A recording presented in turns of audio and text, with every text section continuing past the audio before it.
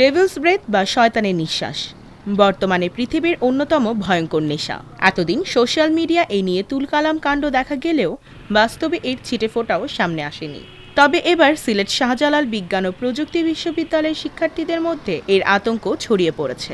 নগরীর সিএনজি ও মোটরসাইকেলের সিন্ডিকেটের মাধ্যমে শয়তানের নিঃশ্বাস বিস্তারের অভিযোগ উঠেছে। আমার গাড়িটা থামান আর আরও 2-4 সেকেন্ড আগাইছে, গাড়িটা চলন্তিকা দোকানের সামনে থামাইছে।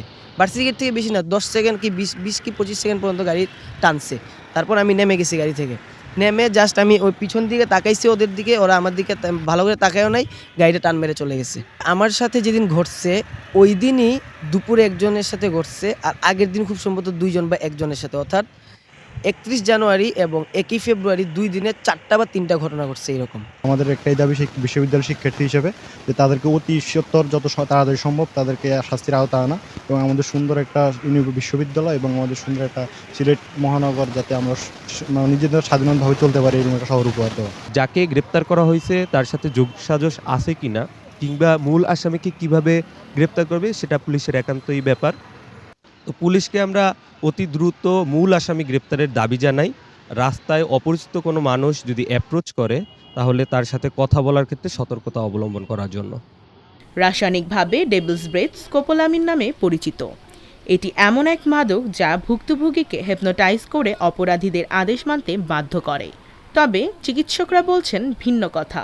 যদি কাউকে হিপনোটাইজ করতে হয়, যে ব্যক্তির হিপনোটাইজ করতে হবে ওই ব্যক্তির উদ্দেশ্য মানে ওই ব্যক্তির ইচ্ছা ছাড়া ওই ব্যক্তিকে হিপনোটাইজ করা যাবে না।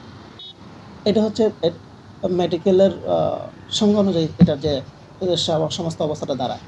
এটা হচ্ছে যে হিপনোটাইজটা এমন একটা স্টেট যেখানে একটা পার্সন থাকবে রিল্যাক্সড এবং থাকবে ড্রোজি এবং থাকবে সাজেস্টেবল। এই 3টে জিনিস এই হিপনোসিসের মধ্যে।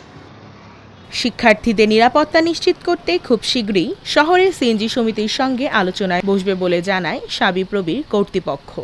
টুকির বাজার থেকে আম্বরখানা পর্যন্ত যাতায়াত করেন। তো এই দুটো স্ট্যান্ডের যারা মালিক সমিতি রয়েছেন তাদেরকে আমরা আমাদের অফিসে আহ্বান করব নির্দিষ্ট সময়ে, এবং তাদের সাথে আমরা নেগোসিয়েট করার চেষ্টা করব যে তারাই যেন এই সমস্যাগুলোর সমাধান করেন। এই অপরাধী চক্রের সঙ্গে জড়িতদের খুব দ্রুতই আইনের আওতায় আনার জন্য কাজ করছে পুলিশ প্রশাসন।